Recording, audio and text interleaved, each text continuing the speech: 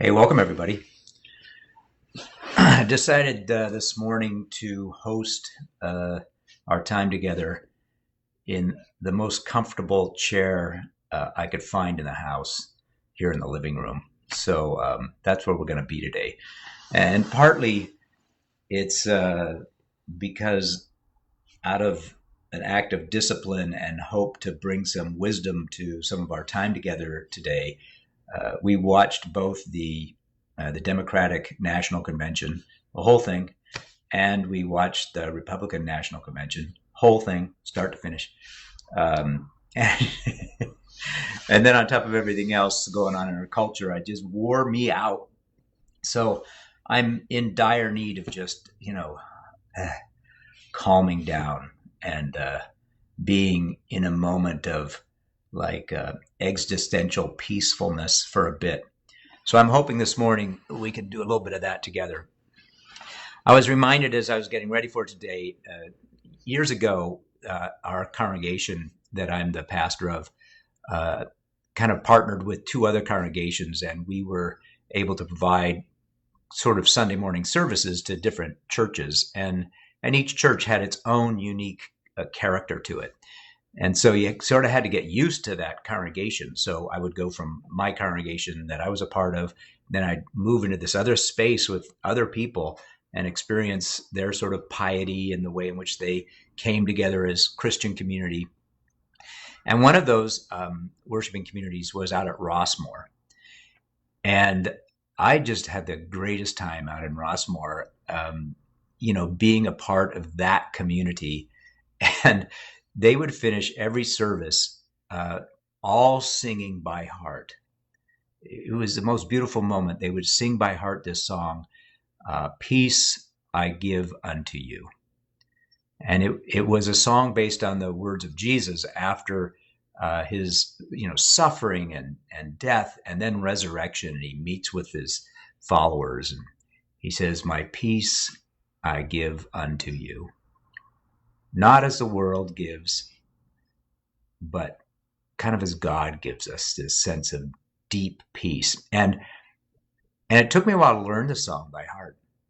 But I have to admit, at the end, I so looked forward to that moment every Sunday when we could get to the end of the service and we could sing that song about how do we just allow ourselves a sense of a sacred peace that brings us some calm. After this week, I think we all need that kind of moment together. So welcome. Glad you're here. If you're with us live this morning, jumping on board, glad to have you. Shout out to each other. This is a kind of a time to build community together. But if you're also logging on throughout the week and just sort of spending a moment the next 30 minutes or so, kind of digging into what's going on in the culture and what's going on in our faith tradition and even our spiritual kind of wisdom traditions that might help guide us along the way, we're just glad to have you. It's just good to be together. I was also reminded this week, just yesterday, I spent the whole day working on a communion service with some folks down at church, and just being together with other people who are on a spiritual journey as well that's different than my own.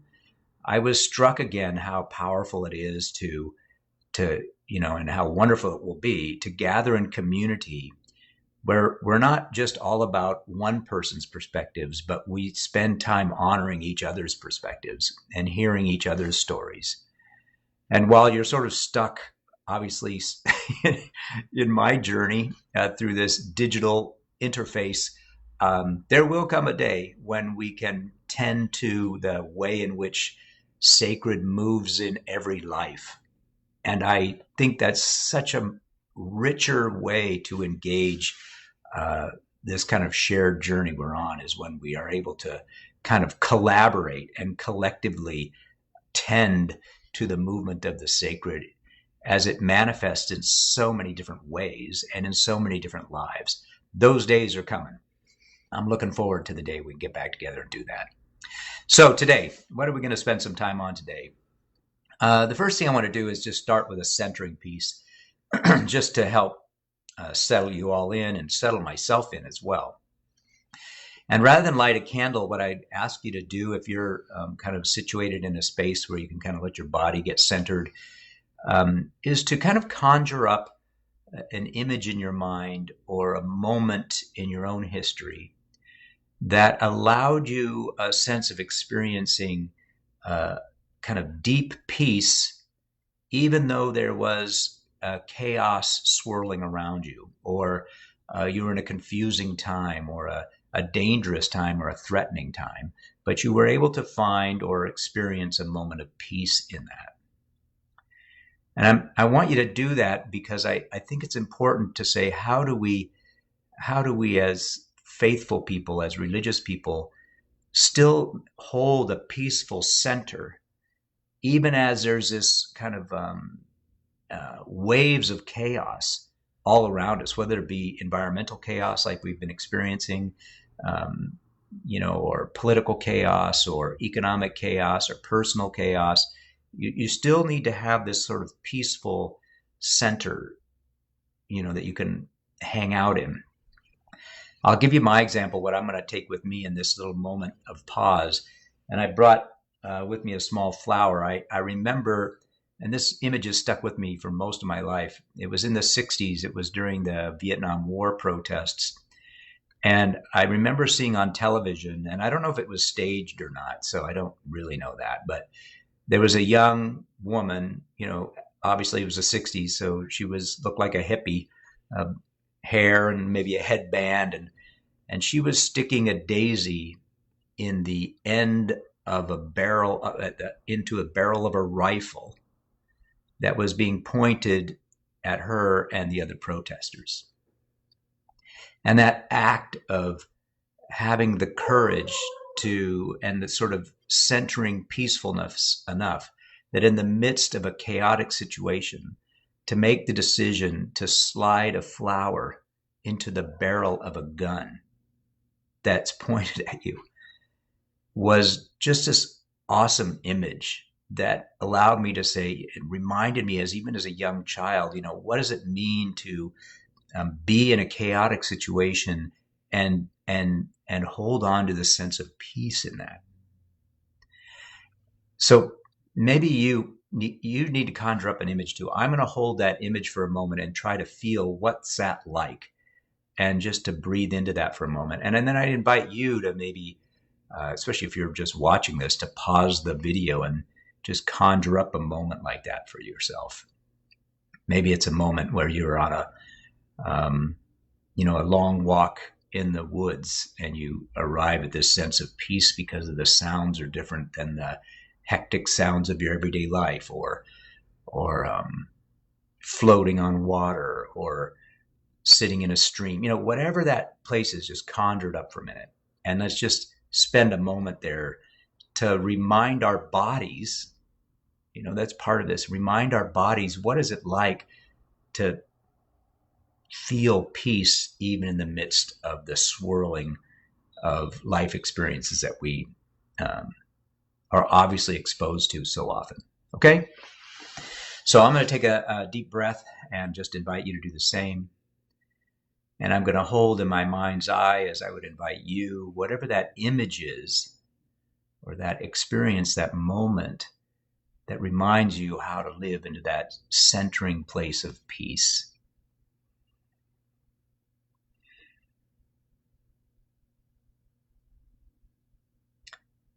And just take a few deep breaths. Feel the sensations of your own body, and then allow your body to just absorb that experience or that moment, and feel what that feels like inside. That sense of calm and peace in the middle of all that's swirling around us.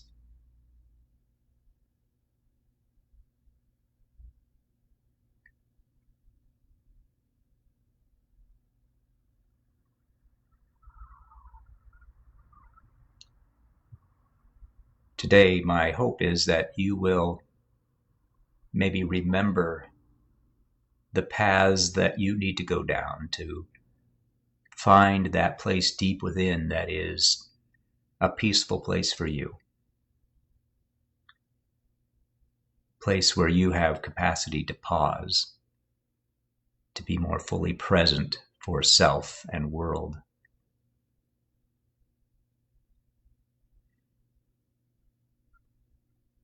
We all need that peaceful place. Let's make sure we visit there these days as often as possible. Amen. All right. So let's talk a little bit about what I proposed in the, if you looked at the Facebook feed this morning, I wanted to kind of think about for a moment, what was really going on in the DNC, the RNC, and the March on Washington this week. And in my way of viewing the world, right, it was a way in which a collective group of people dance within the culture with the big idea that guides them, right? That's what those events are about. They're a consolidation of the way in which one particular segment of the community dances in the culture with an idea that's so big, it can somehow secure their commitment, their motivation, their sense of how the future might unfold. It holds for them capacity. And that was on display in all three of those events. It was on display in the Democratic National Convention. I'm not going to size it all up. Maybe you watched part of it, but clearly one of the moments in that convention was the roll call of the 50 states. And because it was digital, we got to dive into the unique and diverse environments that are spread across the country and meet different faces and different voices, state after state after state, and each one trying to bring some language to what they hoped for the next 4 years. It was an attempt at painting a big idea of what it means to be this nation together, a big idea that's informed by a diversity of insights and reflections and persons, right, all coming together. And then, of course, the language obviously was critical of the current administration. We all expected that. Both conventions did plenty of that. But at the same time, there was almost like a sacred calling, right? I don't remember if it was which of the speakers it was, whether it was Joe Biden or somebody else. Could have been President Obama. But this idea that this election is about reclaiming the soul of America, right? They painted the picture of what's possible in the next 4 years almost in apocalyptic language. The ideas were grandiose and then would manifest themselves in certain policy positions. And we're invited to embrace that vision that's painted for us as they articulate this big idea so that it might motivate us, obviously, to go to the polls and create that future for ourselves. That was one snapshot of the big idea that they wanted you to partner with as you dance with the culture. Of course, on the heels of that was then the Republican National Convention. And that, too, was filled with big ideas, obviously taking place at the People's House, our house, the collective house. So that had something to say. But also, in a sense, the big idea that I saw emerge early on was this sort of, I wrote down a little note. Yes, kind of this rigorous self-sufficiency that we're all invited into. That every one of us can somehow pull ourselves up into this place where we have a security and a good home and a good education and a good job. This sort of self-sufficiency model was definitely on display. And all of the speakers talking about how they came from places down maybe at the bottom, and now look where they are, and you too can do that. So that real sense of kind of individualism that's rooted in one way of thinking about how the world works. And then, of course, the call for fighting against what they saw was this emerging anarchy of the world coming apart at the seams, and their party being able to somehow bring about safety and security and calm in the streets, particularly the suburbs, was their big idea. They too had some policies, of course, folded in there. They too pointed to the one individual that could lead us into that new frontier, just like the DNC. Each party painting the biggest ideas that they that can somehow allow us this capacity to hold on to those ideas with a level of commitment that allows us to dance in a particular way with the culture. The same with the March on Washington. Hearkening back to 57 years ago when Martin Luther King Jr. spoke those words, "I have a dream." And those words, now 57 years old, in the context of the ongoing suffering of Black bodies in our culture, was like bone chilling.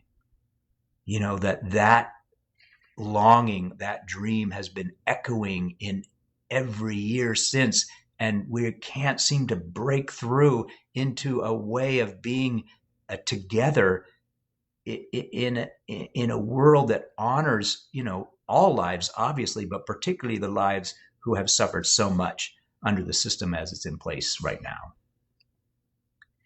Every one of those trying to create a big idea that we can carry with us as we dance with the culture in which we find ourselves. What I found fascinating about all of them was the kind of deeply almost religious sensitivities or like spiritualism that floated in each of them.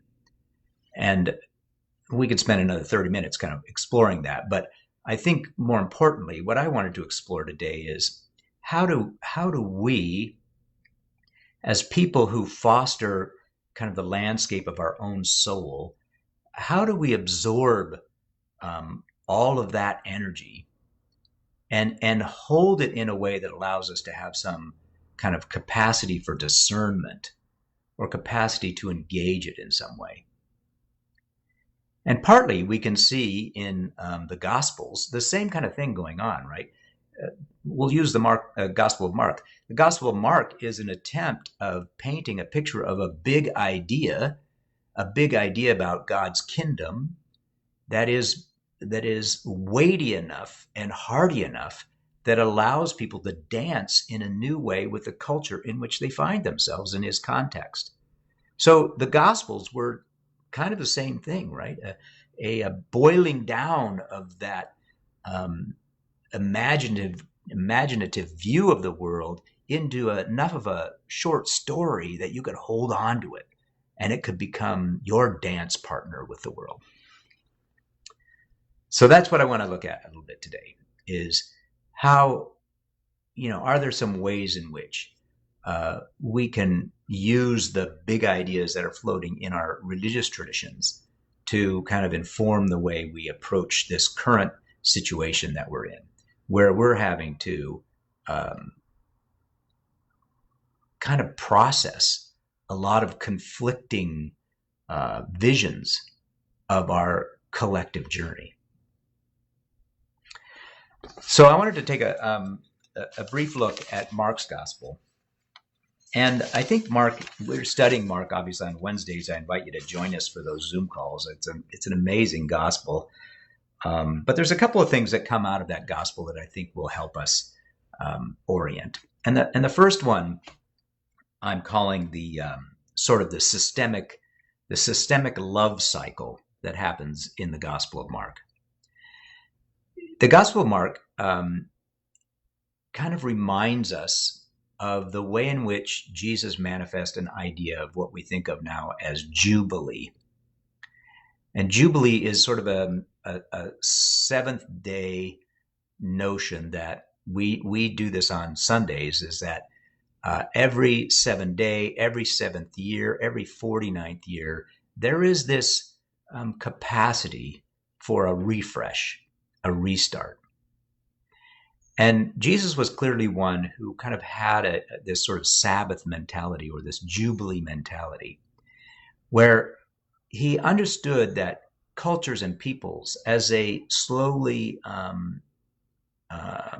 evolve, begin to, like wealth and power, land and resources, tend to consolidate in pockets, right? So certain people have power, certain people have land, certain people have this, that, and the other thing, and then other people slip to the margins in that system. And so the idea of Jubilee was a kind of a moment to say, hey, let's reset all of this periodically, because we know it's going to get out of balance. And so it's this capacity to kind of rebalance the culture and then to move forward again. And the image is that as everybody lives into that model, they know that, yes, you can strive to do your best, but there might come a time when things get out of whack, and we're going to be able to kind of put it back in order again. In some of the Hebrew traditions, the Jubilee tradition was that at the 49th year, all the land holdings would be redistributed, wealth would be redistributed. I don't know that they ever really lived that way, but it was this sort of idea that we know that in order to provide a way that's equitable for all, there has to be these moments where we refresh. Now, in some ways, we personalized that and made Sunday morning our refresher moment just for us as an individual, right? So we tried to, you think about the way a worship service goes, we come in and we confess our sins, all the things we did wrong for the week. We get a restart. We're forgiven of all our sins. We get to start all over again. You kind of get the religious vibe of how that's integrated into the seventh day format. But there's also a way of thinking about that as a kind of a cultural wide experience. So that's one thing that's in Mark's gospel, and we're looking at that right now on Wednesdays. The other thing that's in Mark's gospel is a sort of geography as metaphor.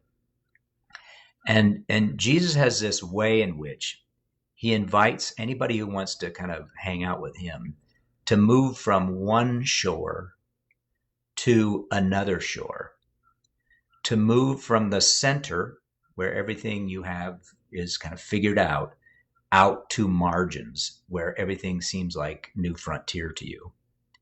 And those shifts, which is sort of like a cycle out, are always paralleled with some sort of confrontation of fear.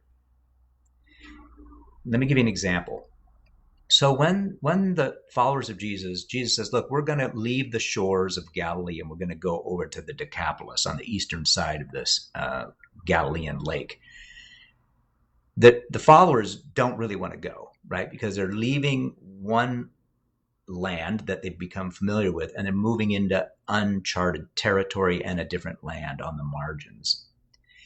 And as they move across the lake, right, the storms begin to build, and you know these stories, right?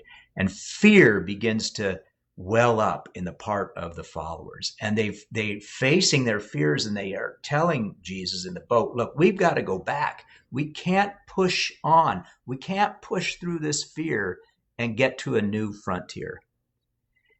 And Jesus is totally calm, right? I think he's asleep in the boat. And the story goes that he calms the storm. He allows his followers to be able to move into this space of fear and then to move through it and to engage folk on the other side. And that process of moving through fear there's some wisdom in that. There's a sense that when you're moving into new frontier, or you're trying to create a new model of what it means, you're going to face things that cause you a great amount of fear. And the point is not to turn back and go the other way, but to move through that, to allow that to calm and arrive to the other side. Let me give you a quick example of story of that. And you just can't tell my kids this story. When the kids were in junior high, or I think getting close to high school, they wanted to take up surfing. And so I thought, well, that's a perfect time for me and Lori to take up surfing as well. And so I got a wetsuit and a surfboard, and I'd maybe done a little bit of it as a child, but not enough to really know how to surf. And so we charged into the whitewater, right, the waves, and we battle it out in the whitewater, trying to figure out how to get our boards oriented to catch a wave and surf these waves in the whitewater. And it's rough. I mean, it's rough out there. And there are moments when you're scared to death because you see these waves coming at you, right? And you're just like, oh my God. And you're getting nosed into the sand, and you're just getting beat up in that space. And really, as an old man trying to surf, I'm like, I just want to go back on shore. But what happened was there were these moments when I moved beyond the waves and beyond even the wakes to the calm of the deep ocean. And I will tell you that I became a surfer who wanted nothing to do really with the waves at all. I didn't want anything to do with all the crashing whitewater. I wanted to move through that and sit calmly on the other side where you couldn't hear anything going on the beach. All you heard was the crashing of the waves, the singing of the seagulls. And in a sense, as you sat on your board on the other side of that, there was a peace that was connected to the depths of the water. That's the kind of surfer I was. And I still want to be that today. That's the sense that you get in the Gospels, is this kind of this challenge to say, look, as we move into new frontier, think about all the new frontier we need to move into with the environment, with economics, with race, education, healthcare, politics, transportation, you name it. There's so much. We will face these moments of fear, but this kind of invitation to move beyond that into a place of deeper peace is what's at stake. That's the big idea that calls us into that new frontier. So I think that's something that's just prevalent in Mark's gospel. And I think it's a good lesson for us to take with us into the journey that we're on. The other reference point I wanted to make to Mark's gospel that's a whopper for us who have a lot of means is it's in chapter 10. You can read this story. Jesus is confronted with somebody who has great wealth. So that person is very secure and is also very religious and has been religious their whole lives. And so the person approaches Jesus and he says, hey, what do you think I need to do to inherit, this eternal life that you're talking about? And Jesus reviews all the commandments and he goes, yeah, I've done all that. He's totally in his zone, a churchgoer, money in the bank, security. He's arrived, right? So he kind of tongue in cheek says, so, what do I have to do to inherit eternal life? And then it says Jesus loved him, which is an interesting twist here. Jesus felt this deep love for him and he said, well, you need to sell everything. You need to sell everything. And the man who had it all together, and in those days, obviously, everything you've accrued was a sign that you're blessed. What do you mean? I need to sell everything. Not only did he say sell everything, he said you need to sell everything and you need to give all that to the poor. And as the story goes, the person who asked that original question walked away in dismay because he knew that he couldn't do that. He couldn't get on to that love cycle that we talked about, this capacity to move into another frontier, trusting that which you will leave behind isn't the source of your peace, isn't the source of life, but rather there's something on the other side that's going to invite you into life. And on the other side is often the people who have been marginalized, right? They're the people who are of want. They're the people who have not been able to sort of make it. And as you enter into that relationship, what you're doing is not accruing security for yourself, but you're creating a different kind of community. And I get this sense that in Mark's gospel particularly, it's the big idea is this call to how do we create this new beloved community by facing our fears, by facing the challenges, embracing those who are on the margins, and recreating community together. That's the big idea in Mark's gospel.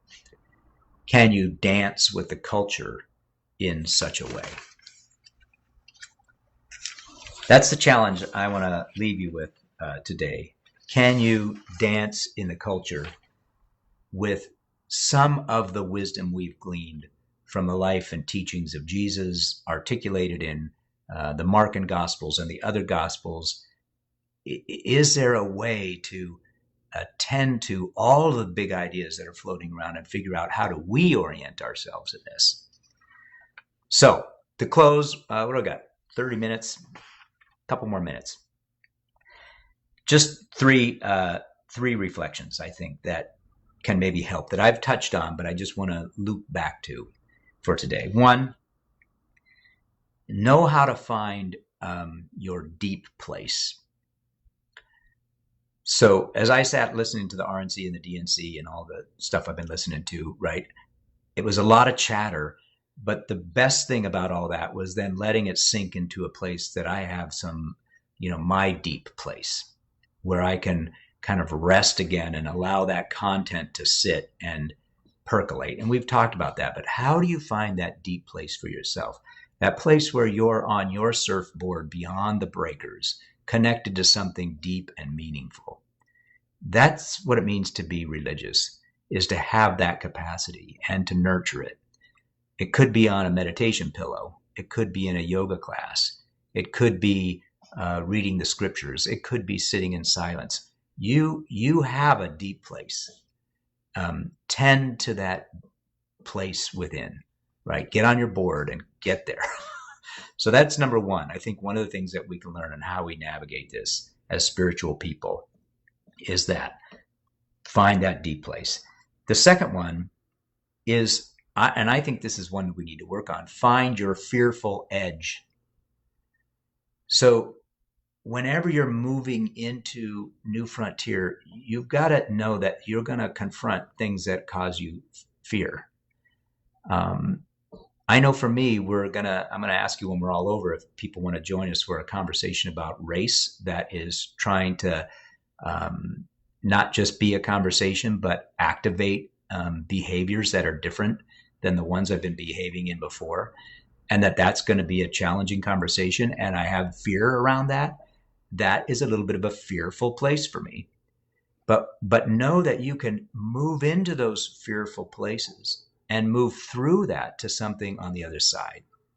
So kind of trust where are your fearful edges, and know that there are moments when you need to engage in that space.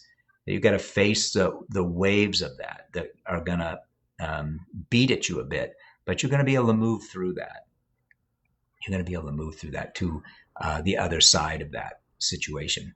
So that's the other one, I think. So one, be able to find your deep space. Two, I think know your fearful edge and don't be afraid of it. Don't be afraid of the fearful edge. Know that is your kind of invitation place. That the disciples had to get in the boat, get into the water, face that fearful place, and then bust their way to the other side. And then the last one, which is a little bit, I think, tricky, but you see over and over again this sense that one of the ways in which Jesus calls out dis-ease is by being able to kind of name it.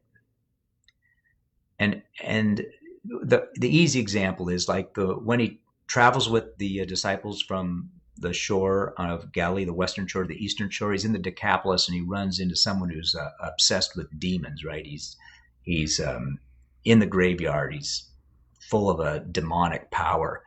And Jesus names that demonic power as Legion.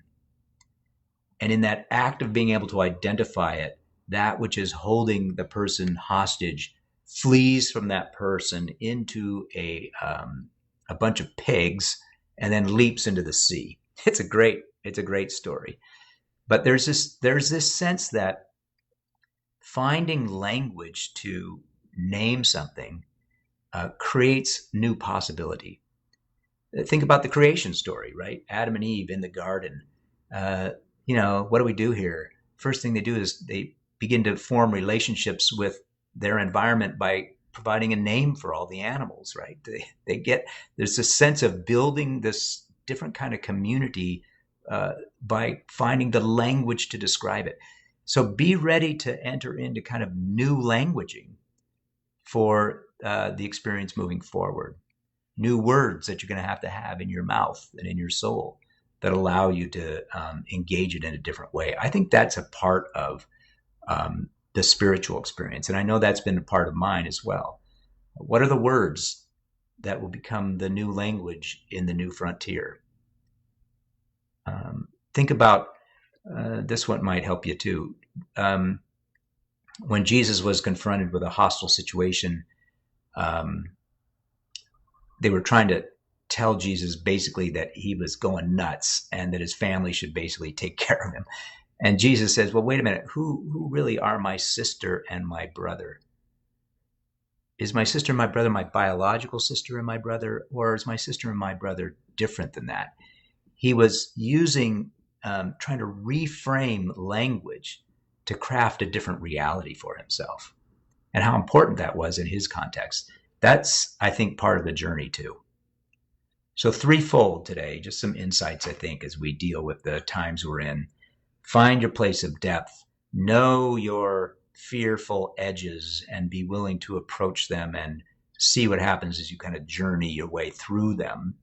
And then be ready for the kind of language that you can find that allows you to help shape that new future or that new frontier, invites you into that kingdom, so that on the other side, you too can sing that great song that we sang at Rossmore. My peace I give to you. A peace that we can live in together. That in that moment, I, like the young hippie, can slide the flower into the barrel of the gun, because I have found my way into a peaceful way of dealing even with the violence that's in society. These days, we all need to find our way into that frontier. All right? Amen. All right, all. That's a lot of content. I have to admit, I've been wrestling with it all week. I'm trying to figure out how to wrap my head around it. And so this is my attempt to do it with you. But I'm not sure I've got it totally figured out yet. So as you think about it too and reflect on it, obviously post whatever notes you think might be helpful as you think about how to be peaceful in the midst of the next few months as we move into the election process. Obviously, it's going to get nothing but weirder from here. How do you find your centering place, attend to your fearful edges, and then find the new language of the new frontier that invites us into the great shalom of God, or this great moment of jubilee where we can construct a more peaceful nation and peaceful world together. Boy, that's what I'm hoping for. All right. Couple of announcements today before we send you on your way. Number one, obviously, if you scroll down on the feed, you'll see a link to the Racial Justice Activation Circle that we're trying. This is something that's put on by the Synod. Janet Katari and I are going to host a circle of 12 for that conversation. It is one of my fearful edges. I'm nervous getting into those kind of conversations, but I want to push myself there and see if I can make some personal headway and then hopefully some collective headway on how we relate to each other in this whole racial tense world. How can we reimagine our lives together? So that's what we're up to, and that's an 8-week process if you're interested. For kids in September, which is just around the corner, we're sending out a new Holy Ground home project for you to work on based on the African concept of Ubuntu, which is why community matters. Why does community matter? And your first journey will be into that idea of Ubuntu, and you'll be able to do a door wall hanging that reminds you of why that, what you can learn by the idea of that African concept. So that's coming to your home pretty soon. Finally, thanks to those of you who hung out with us on Zoom last week. We figured out some of the technology. This technology is way easier, but we're going to be returning to Zoom more and more so that we can integrate more voices into the Sunday morning experience until we can start to also meet together face-to-face, which I think we're still purple, according to Governor Newsom, so we got a way to go. We're going to get there. And then the last thing is, in this week, you saw a link to Founders Day this year up at Pacific Lutheran Theological Seminary, which will be an online experience on September 16th. And that one should be an interesting one. Bill McKibben will be the speaker for that. Obviously very famous and very active in environmental circles, sort of linking environmental activism with spirituality. So if you're interested in that, I think that's going to be a great one to attend. And you don't even have to go into Berkeley. You can just, like this, sit down in front of your computer and experience that presentation. So that's happening on September 16th, if you can attend to that. Okay. All right, all. So journey into the week. Take some of these practices and try to play with them. Obviously, that's our responsibility as people of faith to not lose sight of kind of the giftedness we've been given from our spiritual tradition to navigate the waters we find ourselves in. And I think the waters are going to get pretty rough in the next few months. So finding some capacity in that is an important thing to do. I'm hoping you find that for yourself and your family.